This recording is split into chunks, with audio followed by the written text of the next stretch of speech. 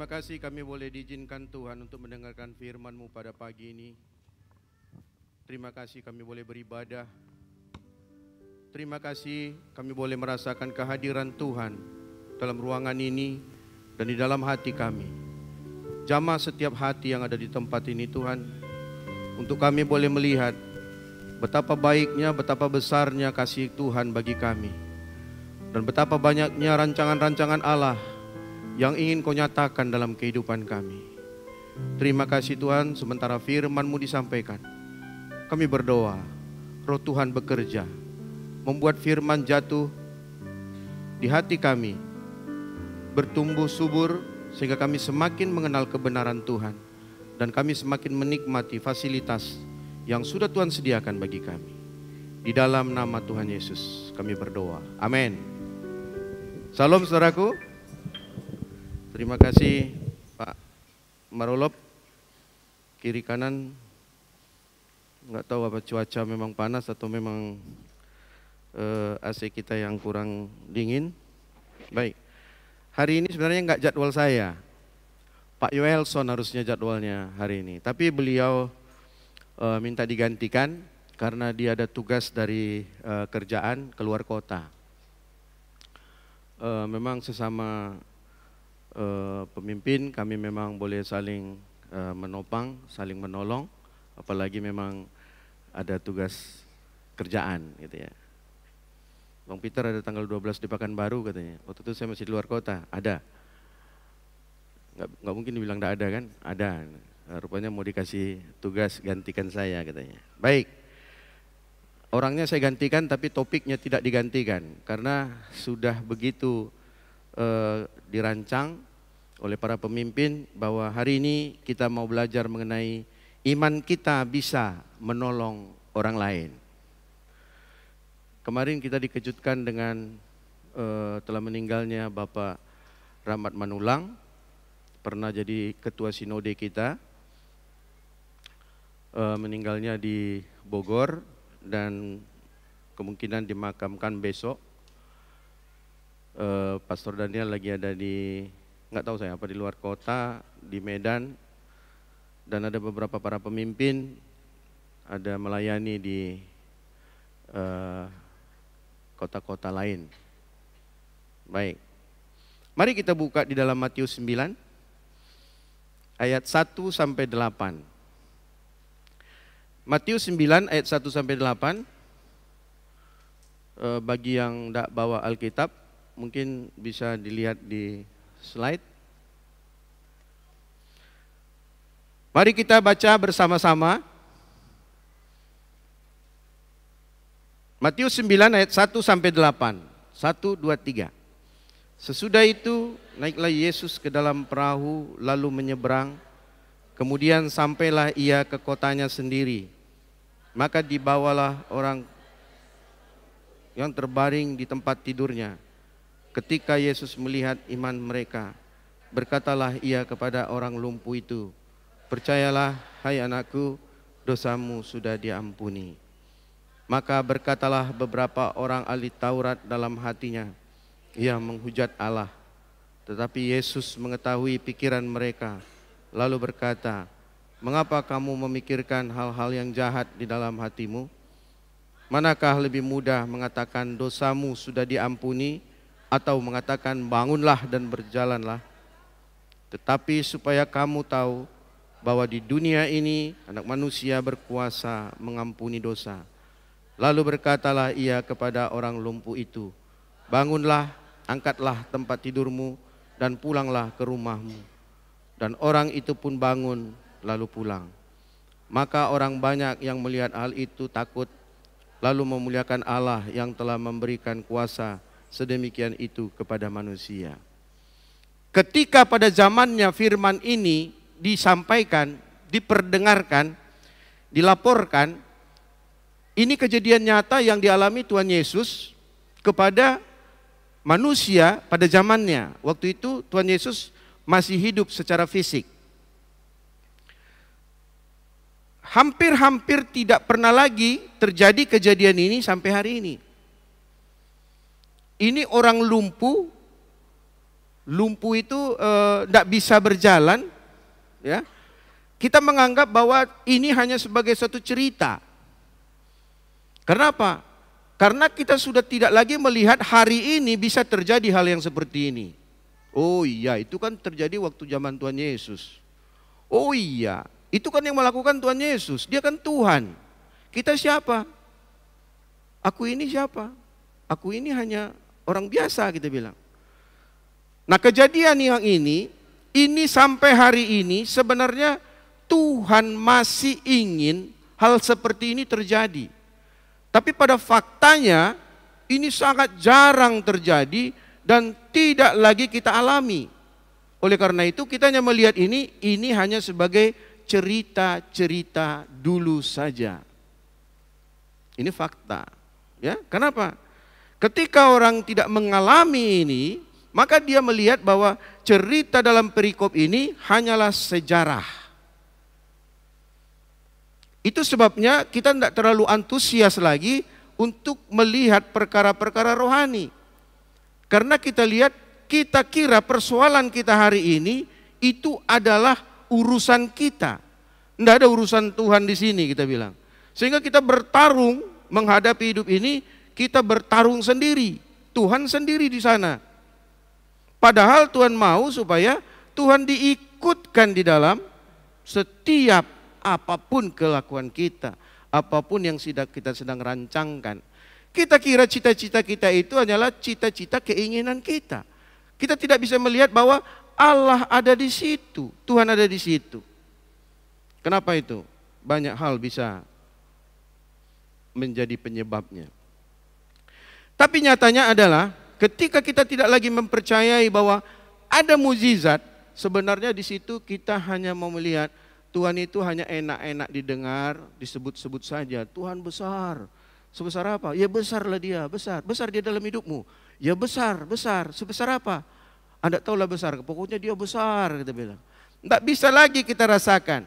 Di dalam ibadah-ibadah pun kadangkala kita lihat hari Minggu itu sebagai hari yang sudah rutinitas.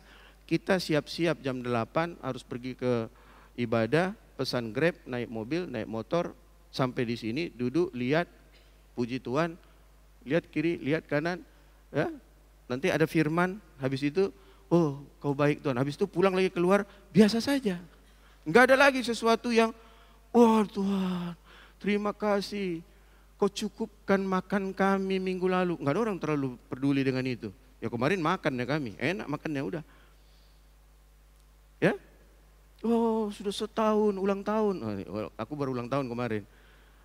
Ada datang beberapa orang-orang yang mengasihi saya, bawa kue tiba-tiba di situ, bush, kue coklat itu, tidak bisa dibagi karena memang udah habis.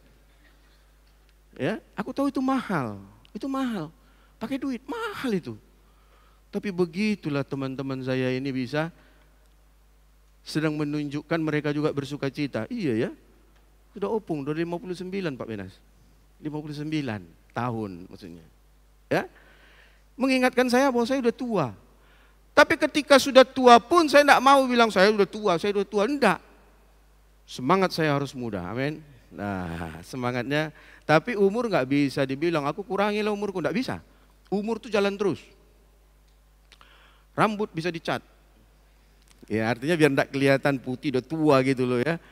Hospital nampak tua lah aku, kayak Ganjar gitu kan, putih lah biarkan di situ, enggak. Supaya agak lebih estetika sedikit, hitamkan kata istri, kan gitu. Itu enaknya punya istri yang memperhatikan kan gitu. Baju saya ini pun diaturnya nih, oh dalamnya oh enggak cocok, oh dasinya bisa berapa menit ngatur dasi gitu ya. Tapi supaya apa? Supaya enak dilihat aja, orang bersuka cita. Ya, sudah mau bawa firman, acak-acakan kemana gitu, enggak juga, enggak membangun gitu. Matius 9, ini kisah nyata kalau kita lihat, iman bisa menolong orang lain. Apa iya? Iman kita. Persoalan kita aja belum selesai. Selama ini kita belajar bahwa iman itu untuk kita kan? Untuk kita, untuk pertumbuhan kita, kebutuhan kita, cita-cita kita, harapan kita. Sekarang hari ini kita mau bicara iman kita bisa menolong orang lain. Jadi bukan untuk diri sendiri. Apa bisa? Kalau bisa gimana caranya? Nah mari kita lihat di dalam beberapa ayat, Matius 9 ayat 2, maka dibawa oranglah kepadanya, ada orang sakit, nah ini kan ceritanya orang lumpuh kan, seorang lumpuh yang terbaring di tempat tidurnya. Ketika Yesus melihat iman mereka, berkatalah ia kepada orang lumpuh itu, percayalah, hai anakku, dosamu sudah diampuni. Maka dibawa oranglah kepadanya seorang lumpuh yang terbaring. Orang lumpuh yang terbaring ini gambaran orang nggak bisa lagi ngapa-ngapain. Lumpuh dijelaskan lagi terbaring di tempat tidurnya. Kan yang ngelihat langit-langit aja lagi. Nggak bisa lagi melihat ke plaza, jangankan ke plaza. Dia sudah berbaring di situ. Ini menunjukkan ada orang yang sudah tidak berdaya. Tidak bisa buat apa-apa. Jalan pun tidak bisa lagi. Dia tidak punya solusi apa-apa lagi soal kelumpuhannya ini. Dia pasrah, tidak punya kemampuan. Dalam kenyataan, fakta di dalam kehidupan ini ada orang yang sakit seperti ini. Ya, sakit lumpuh. Mungkin tidak hanya lumpuh aja yang membuat orang bisa terbaring. Mungkin ginjalnya sudah 12% lagi, dia udah berdiri pun udah susah, ya tidur aja. Ya, ada banyak macam penyakit. Ada orang yang mengalami sakit penyakit, segala macam penyakit. Yang aneh-aneh pun timbul hari ini. Itu menunjukkan bahwa ada orang yang bermasalah. Orang nggak hanya sakit penyakit ini, ada juga orang yang sakit apa? Sakit materi, nggak punya uang. Miskin, itu pun sakit, ya. Sampai tidak bisa pergi kemana-mana, nggak bisa memesan Grab pun nggak bisa lagi, nggak ada uang. Kan sama dia, orang lumpuh nggak bisa ngapa-ngapain lagi, pasrah, nggak punya ekonomi, bayar apapun nggak bisa lagi gitu. Ada orang yang seperti tadi, miskin uang. Ada orang yang miskin etika. Miskin etika apa ya? Enggak ada lagi keteraturan dalam hidupnya. Ngomong sama orang sembarangan aja. Woi, padahal umurnya 24 tahun. Woi, begitu dilihatnya, bukan dia rupanya. Kau rupanya, belum mati kau katanya lagi. Udah hilang etika orang. Sama pemimpin enggak lagi bicara. Peter, sini. Peter. Kalau yang lebih tua manggil Peter enggak apa-apa kan? Kita lihat. Apa enggak bisa begitu? Enggak apa-apa, tapi kan enggak sopan aja gitu loh. Hilang etika. Daniel, kita bilang sama Pastor Daniel, kalau kita tidak terperanjat lagi dengan ada orang yang sembarangan dalam hidupnya, kita sakit. Kamu sakit gitu loh. Kalau tidak ada lagi etika kita kepada orang lain, yang lebih tua menghargai yang muda, ada yang sakit di kita. Mungkin orang itu tidak sadar lagi, seperti orang lumpuh yang terbaring tadi. Ada orang miskin ilmu. Miskin ilmu. Padahal sekarang ini kan kita belajar banyak hal, harus banyak belajar hal. Ibu-ibu bilang, aku dari dulu enggak tahu memasak katanya gitu. Miskin ilmu. Akhirnya dia enggak bisa ngapa-ngapain. Padahal hari ini dia bisa banyak belajar seharusnya. Bagaimana membuat rawon, bagaimana membuat nadiura, bagaimana membuat sop buntut, bagaimana membuat sop ekor, bagaimana membuat sop segala macam gitu. Segala sop bisa dibuat yang tidak pernah dia tahu. Sudah disediakan ada Google. Apa itu Google? Google pun tidak ngerti dia. Ya, kenapa? Dia sedang miskin ilmu, dia sakit dari ilmu. Padahal ilmu itu boleh bertebaran di mana-mana. Artinya apa? Sekarang kita dikelilingi oleh sakit, kelemahan, keterbatasan, membuat kita tidak bisa bergerak apa-apa. Sama seperti orang lumpuh tadi nggak bisa lagi bikin apa-apa. Ini gambarannya orang lumpuh. Tapi hari gini banyak penyakit itu bukan hanya penyakit fisik. Penyakit jiwa pun ada. Penyakit jiwa. Ketawa aja. Belum waktunya ketawa udah ketawa aja gitu ya. Sakit kata orang. Itu normal? Enggak normal. Dia bisa hilang dari situ, tidak bisa, tidak berdaya dia. Dia butuh orang lain, dia butuh kita. Dia butuh saudara. Itu yang disebut kita sedang melayani orang lain. Ketika kita tidak hanya perhatikan diri kita perhatikan orang lain, itu kita sedang, istilah kita bilang rohaninya melayani. Sebenarnya kita sedang memperhatikan orang itu. Ada orang tidak punya uang, kita kasih uang. Ada orang lumpuh dibawa, seperti tadi ini. Dibawa oranglah kepadanya, kepada Yesus, seorang lumpuh terbaring. Ketika Yesus melihat iman mereka, nah ini kita lihat di sini. Waktu dia dibawa kepada Yesus, orang lumpuh ini dibawa kepada Yesus, itu kita lihat berarti ada orang yang peduli. Kalau tidak ada yang peduli kan yang berbaring tadi tetap aja berbaring di situ. Ada orang yang berkorban mau membawa, kan begitu. Ada orang yang terbeban untuk menolong. Itu dia tipe orang yang dibawa orang lah itu. Dibawa orang lah, orang lumpuh itu kepada Tuhan Yesus. Karena di situ apa? Ada orang yang mau keluar uang untuk membawa itu. Tidak digambarkan orang itu naik apa. Tapi saya yakin ini butuh pengorbanan, membawa orang dari tempat tidurnya ke tempat Tuhan Yesus. Karena diceritakan bukan Tuhan Yesus datang. Ya, tapi dibawa dia kepada Tuhan Yesus. Ada orang berkorban untuk waktunya, mikirin itu. Ketika kita menginginkan orang lain sembuh dari kekurangannya, kelemahannya, dari sakit penyakitnya, dibutuhkan ada orang yang mau peduli, mau beri uangnya, mau beri perhatiannya, mau beri waktunya. Ya, dia mau memberikan kehidupannya.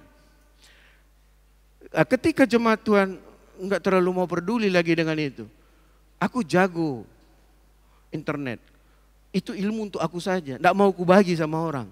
Itu sebenarnya kita sedang tidak mau orang lain mendapatkan sesuatu. Aku jago masak, tapi aku tidak mau kasih itu sama orang. Nanti ditirunya pula resep aku. Ya, tidak mau disaingi dia. Tapi orang ini mau dia memberikan apa yang ada pada dia, waktunya, uangnya, perhatiannya, untuk membawa itu kepada Yesus. Mari kita lihat, ini begitu bagus sekali. Ada sikap orang yang mau melayani ini, membawa orang lumpuh kepada Tuhan Yesus.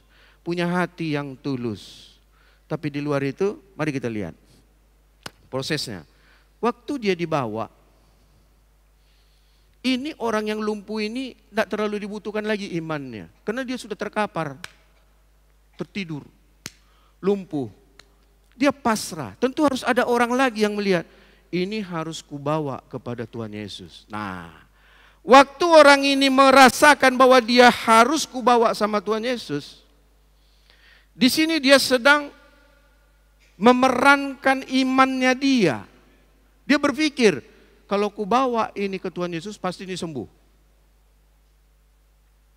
Nah, dia tidak iseng-iseng dia. Atau bukan pura-pura membawa dia. Karena kita lihat akhirnya kan terjadi mukjizat. Ya? Karena akhirnya sudah diceritakan bahwa ini terjadi mukjizat. Dia mau membawa orang ini biar bukan dilihat orang, hebat dia. Perhatian dia ya. Dia mau membawa dia orang lumpuh ini ke Tuhan Yesus. Dia tidak pedulikan popularitas. Dia tidak mementingkan asal membawa.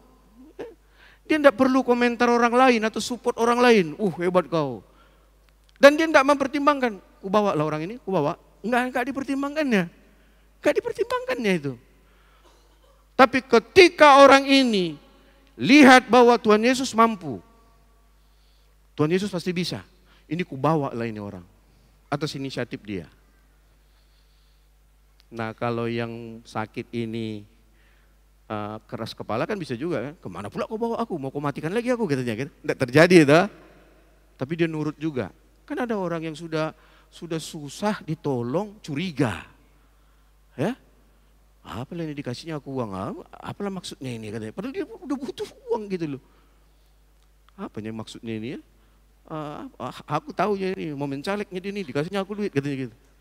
Curiga terus bawaan kita gitu loh. Sekarang udah mulai baik. Dia apa dia? Yang mau ditolong pun sekarang berlagu gitu loh. Berlagu itu bertingkah. Kalau orang Medan bilang betikau, apa? Ya berulah gitu loh. Ya. Kita lihat orang yang mau dibawa tadi. Dibawa oleh orang lain.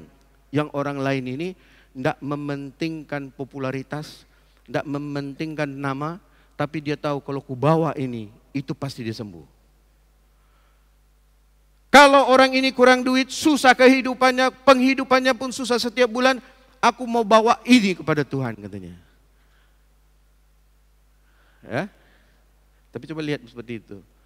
Itu bisa terjadi kan harus sama-sama, satu sakit harus satu sehat kan.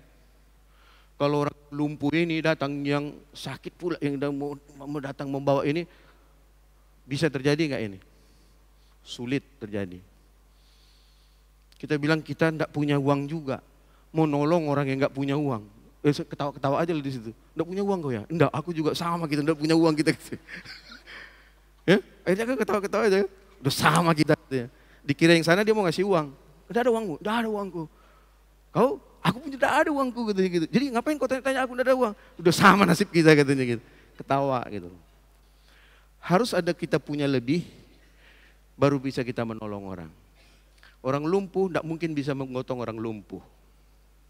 Amin. Ketika kita diizinkan Tuhan memperhatikan orang lain, berarti kita sudah diberikan Tuhan lebih daripada itu. Jadi kita diajarkan Tuhan seperti orang ini. Kita disuruh membawa orang itu, orang yang punya kelemahan itu.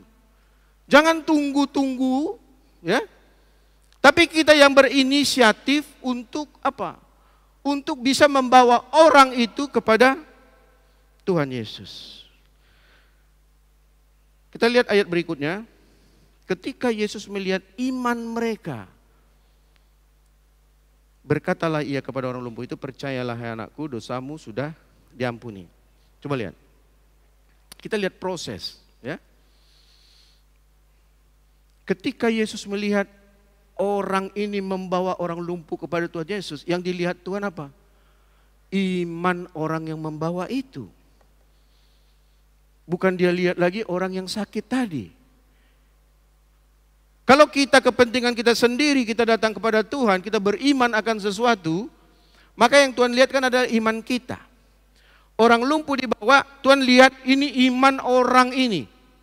Kenapa orang ini bisa membawa dia kepada saya? Kira-kira gitu kata Tuhan Yesus. Di situ Tuhan menemukan ada tindakan yang membawa orang itu, yang dikatakan Tuhan itulah iman. Jadi kan iman itu kan abstrak. Tapi ketika Tuhan Yesus melihat tindakan membawa itu kepada Yesus, berarti orang yang membawa ini percaya Yesus bisa mampu melakukan kesembuhan. Disitulah bisa Tuhan melihat ada iman di situ. Coba buka satu, Ibrani 11 ayat 1. Ini pelajaran kita beberapa bulan yang lalu, saya lupa. Ini dasarnya. Kita sama-sama baca, 1, 2, 3.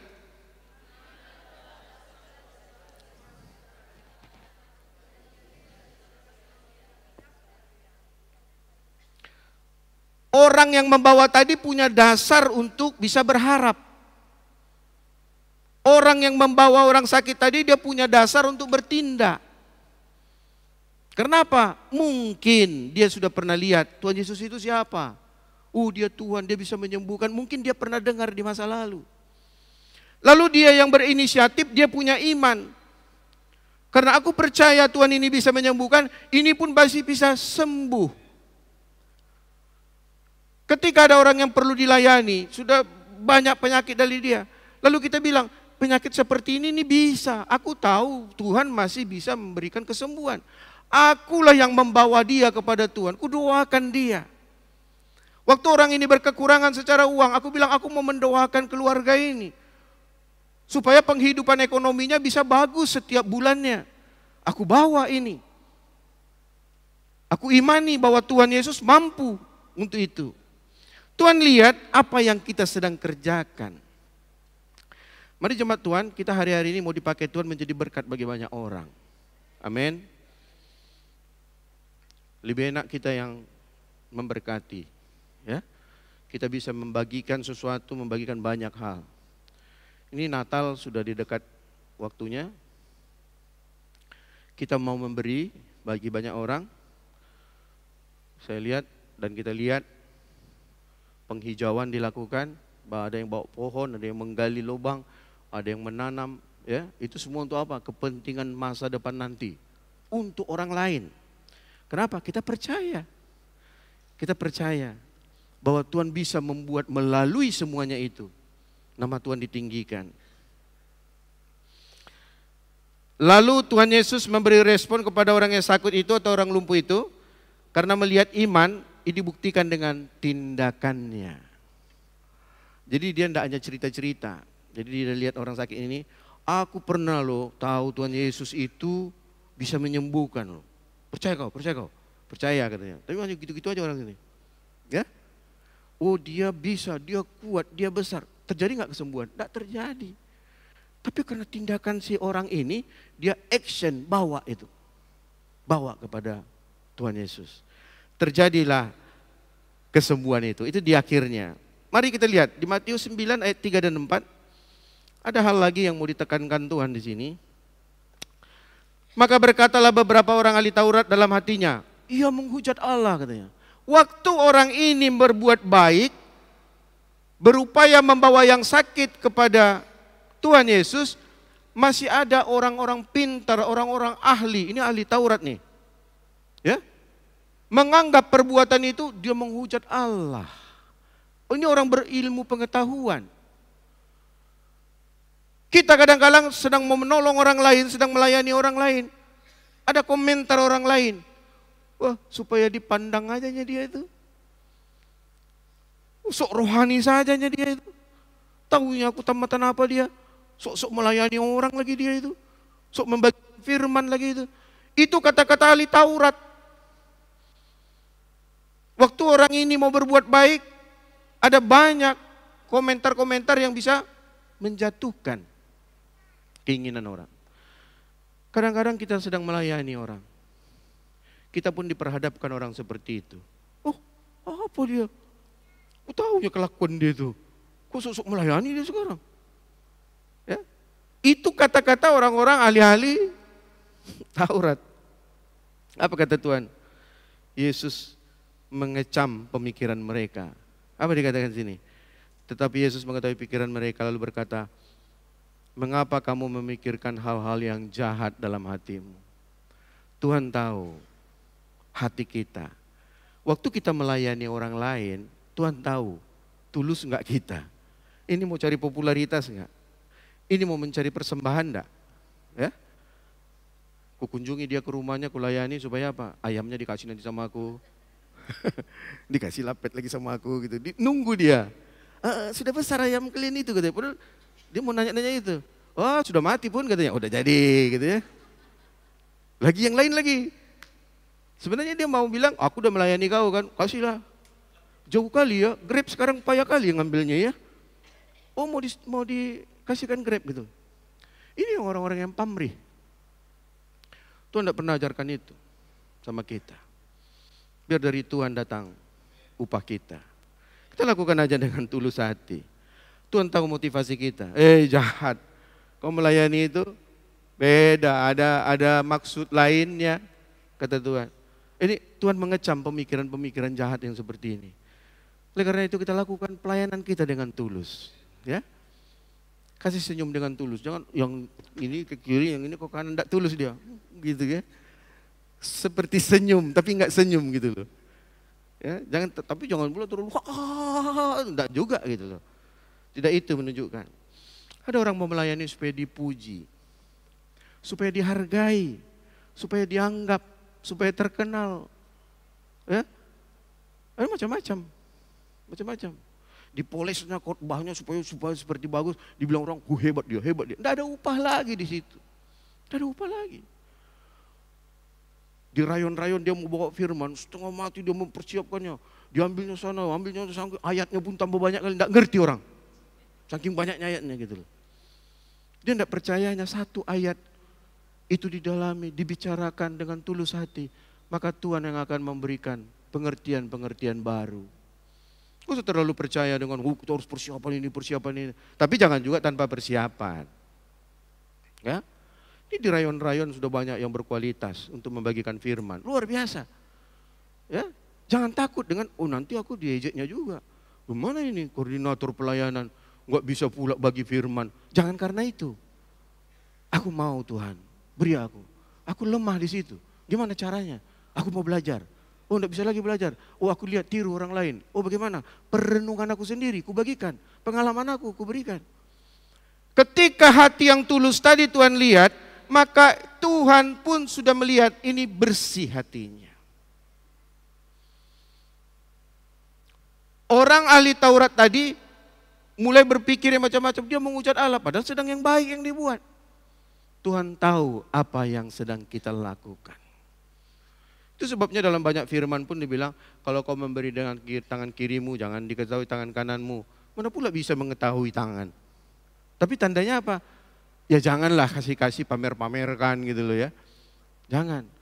Terima dari Tuhan sajalah. Oh, tahu kau kemarin, udah kulayani orang kemarin, sampai tidak kumasak nasi sama suamiku. Katanya gitu. Hah? Habis waktuku untuk keluarga, tahu kau? Begitulah cintaku sama Tuhan gitu. Berantakan di rumahnya, pergi dia melayani. Jadi berkat enggak? Enggak jadi berkat. Enggak jadi berkat. Ya, dia kira melayani keluarganya di rumah itu bukan melayani. Kau setrika lah dulu Pak ya, pakaian itu ya. Aku mau melayani ke ibu sana katanya. Kita pula disuruhnya mengurus itu. Ekstrim contohnya kan.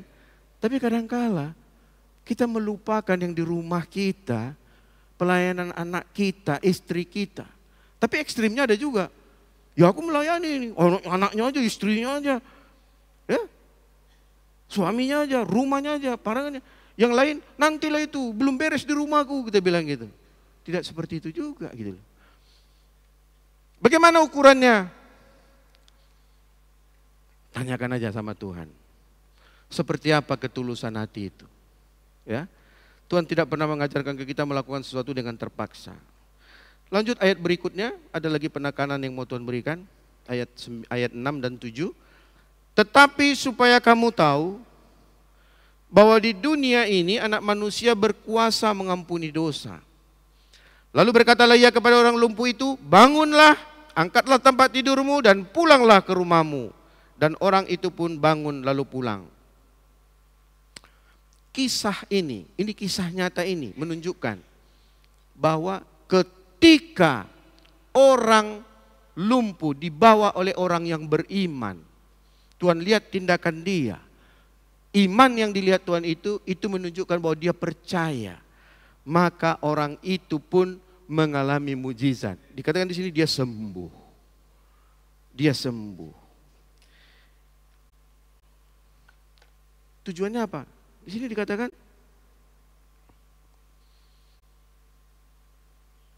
supaya kamu tahu bahwa di dunia ini anak manusia berkuasa mengampuni dosa. Nah, kita lihat tidak hanya kesembuhan yang dia dapatkan, tapi dosanya pun diampuni. Lebih besar lagi yang Tuhan tunjukkan kuasa yang terjadi. Ketika kita melayani orang lain, mungkin dia sakit fisik. Tidak hanya sakit fisik mungkin diselesaikan Tuhan. Ada hal yang lain lagi. Ya. Kehidupan dia yang lain pun dia bereskan. Tuhan bereskan gitu. Jadi kita lihat, jangan kita takut bahwa apa sebenarnya yang kita harapkan. Oh, ini aku pengen dia ini ekonominya. Maka aku datang melayani dia. Membawa dia supaya kenal Tuhan Yesus. Ketika dia kenal Tuhan Yesus, yang lain pun Tuhan kerjakan sama dia. Tuhan pakai dia luar biasa, Tuhan pakai dia jadi pelayan lagi, Tuhan bikin dia menjadi saluran berkat bagi banyak orang, bisa terjadi. Jadi jangan kita takut melayani bahwa itu hanya terbatas upahnya, bukan.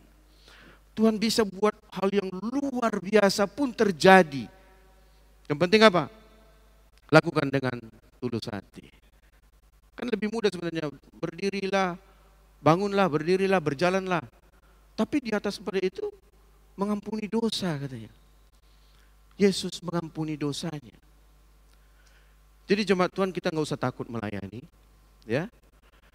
Kenapa? Karena ketika kita melayani, kita sedang melihat bahwa real terjadi hal-hal yang supernatural masih bisa terjadi. Tuhan izinkan ketika kita melayani orang lain melalui pelayanan kita, sebenarnya kita sedang berproses untuk mengenal dan masuk dalam pengenalan yang betul dengan Tuhan. Kenapa? Gini contohnya. Kalau saya cerita bagaimana Tuhan menolong saya. Waduh, Tuhan itu luar biasa, kebutuhan aku dipenuhi. Itu sekedar cerita sama saudara. Tapi kalau saudara mengalami sendiri kejadian-kejadian itu dengan Tuhan, itu lengket di kita. Dan rasa takjubnya dengan Tuhan berbeda. Itu berbeda. Oleh karena itu Tuhan memberikan kesempatan sama kita. Layani Tuhan. Mana Tuhan biar kulayani? Enggak, melalui manusia ini layani. Jangan cari-cari, di mana Tuhan? Aku mau pergi cari Tuhan, enggak nemu-nemu. Mau kulayani dulu Tuhan. Enggak lagi. Ya, dia adalah roh, dia ada di mana-mana. Ketika kau memperhatikan saudaramu yang tidak punya pakaian, ketika dia di penjara, ketika dia tidak punya kemampuan apa-apa, kau perhatikan dia, kau sedang memperhatikan aku. Kan kata Tuhan.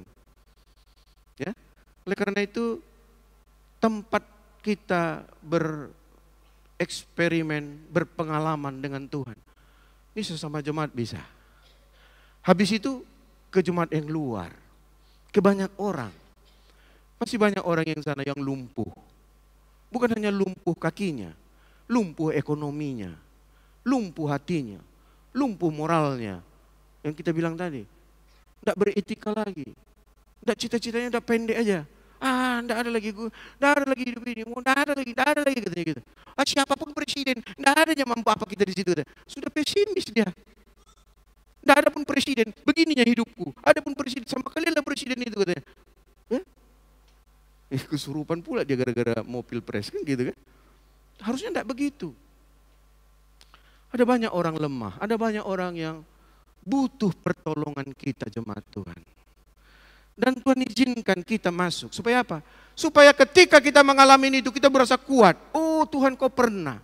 Saya yakin orang yang membawa orang sakit tadi melihat terjadi mujizat. Ini hidup di dalam dia. Oh Tuhan berkuasa. Jadi tidak hanya yang disembuhkan mengalami itu. Karena dia lihat dia pelakunya. Waktu kita datang ke rumah orang, membahas masalah orang, membantu orang, ikut mendoakan orang. Lalu ketika itu juga kita merasa dikuatkan, persoalan kita pun ada. Tapi kita pun jadi berpengalaman, Tuhan tunjukkan lebih besar daripada yang kita impikan terjadi bagi kita. Kita lagi mendoakan orang yang berkekurangan, kita dibuat Tuhan berkelimpahan. Kita lagi mendoakan orang sakit, dalam nama Tuhan Yesus sembuh. Sembuh juga semua penyakit kita gitu loh. Nah, jadi jangan takut melayani. Itu sebenarnya kita sedang menyediakan tempat, sarana untuk Tuhan melakukan segala sesuatu untuk kita. Tapi yang kita kerjakan itu sudah menjadi manfaat bagi orang lain. Ketika semua itu terjadi, lihat di ayat 8. Maka orang banyak yang melihat hal itu takut, lalu memuliakan Allah yang telah memberi kuasa sedemikian itu kepada manusia. Ketika mukjizat terjadi, ketika iman kita tadi membuat orang lain berubah, orang lain menjadi lebih baik, orang lain disembuhkan, maka orang banyak menjadi takut kepada Tuhan. Ya? Lalu orang itu apa dikatakan di sini? Lalu memuliakan Allah. Ketika mukjizat terjadi, ketika kita datang dengan iman kita, Tuhan bilang juga jangan curi kemuliaanku. Tapi dibilang apa? Supaya orang banyak itu jadi memuliakan Allah. Ketika kita berdoa di suatu rumah, orang itu sembuh. Lalu kita bilang, Amang lihatnya tadi yang kudoakan itu, sembuh kan? Sembuh kan? Padita doa Amang, katanya gitu lagi. Padita. Aku udah sering, udah 100 orang ku buat begini. Kalau ndak ada kusembuhkan, kurang senang aku katanya gitu. Ini menyalahi, kata Tuhan, ini tinggal dicabut, pindahkan kau ke sini gitu. Curi kemuliaan Tuhan. Kata Tuhan apa? Supaya orang banyak itu memuliakan Allah. Ketika kau diberkati Tuhan, berlimpah-limpah. Jangan bilang, itulah hasil kerja kerasku. Hah? Mau tahu kau resepnya? Ada tipnya, datang ke rumah. Kita bilang, enggak.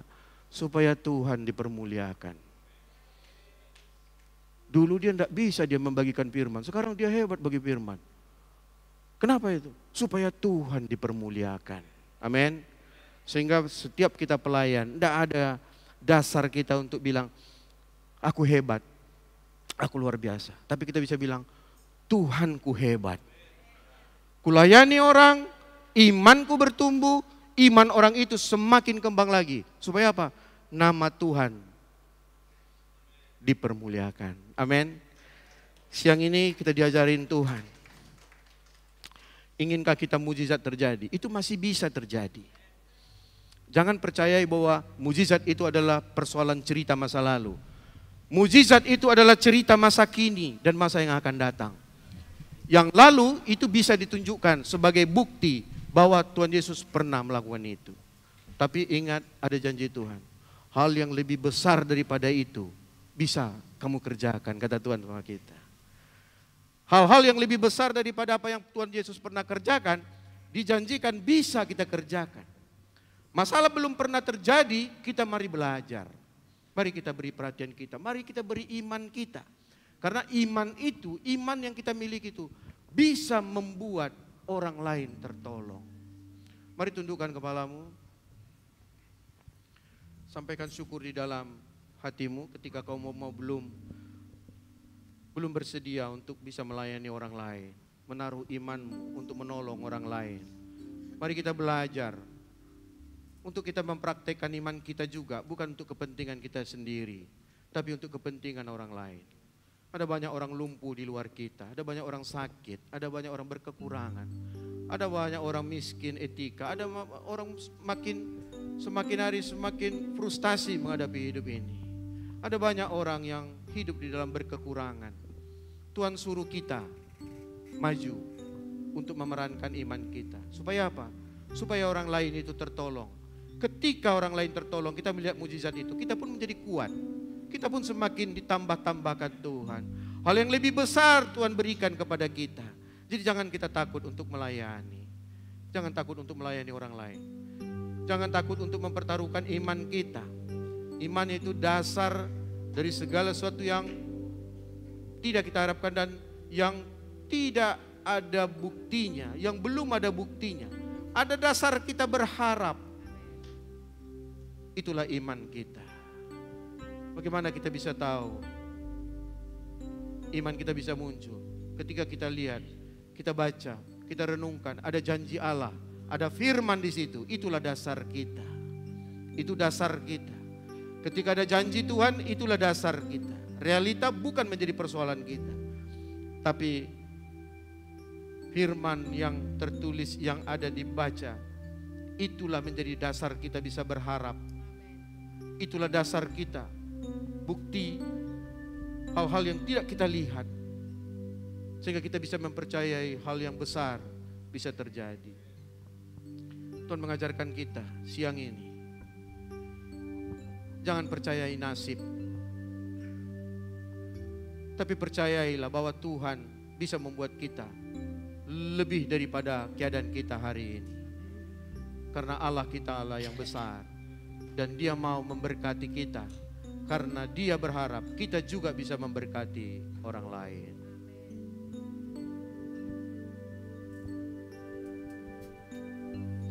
Ku menyembah dalam kudus hadirat-Mu, hampiri tata kasih karunia-Mu Bapa.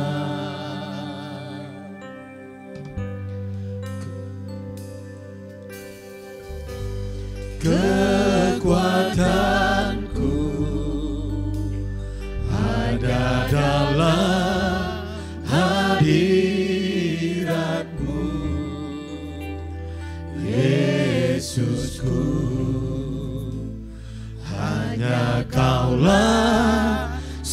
segalanya.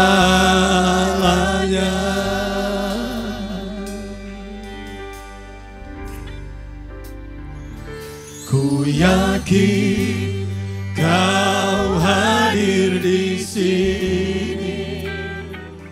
Ku rasakan kuasa yang tak terbatas. Ku yakin Kau nyata di sini. Kemenangan terjadi di sini. Terima kasih Tuhan, firman-Mu yang menunjukkan bagi kami bahwa mukjizat itu masih bisa terjadi. Terima kasih Tuhan, Kau ajarkan kami untuk bisa melihat orang di sekeliling kami yang berkekurangan, yang lemah. Iman kami dibutuhkan untuk bisa menolong orang lain. Dasar kami berharap adalah Engkau sendiri ya Tuhan. Kata-kata-Mu dalam firman-Mu, itulah janji-janji-Mu ya Tuhan. Itulah dasar kami untuk boleh bertindak Tuhan. Untuk boleh menaruh ada iman kami di situ. Sehingga orang lumpuh, orang sakit, orang berkekurangan, orang yang miskin, semuanya Tuhan boleh diubahkan. Ketika itu terjadi, kami boleh semakin merasakan bahwa Engkau berkuasa dalam kehidupan kami. Dan ketika itu kami lihat Tuhan, kami boleh menjadi semakin kuat sampai Tuhan menjemput kami kembali. Kami boleh menikmati kebaikan-kebaikan Tuhan. Dan kami mau Tuhan, ketika Tuhan memberkati kami berlimpah-limpah, semuanya kami kembalikan kepada Engkau. Pujian, hormat, kemuliaan hanya bagi Engkau ya Tuhan. Agar nama Tuhan yang ditinggikan Tuhan melalui kami, melalui kehidupan kami Tuhan. Terima kasih Bapa, terpuji Engkau Yesus. Materaikan firman-Mu dalam pikiran kami, dalam hati kami. Di dalam nama Yesus kami berdoa. Ku yakin Kau hadir di sini.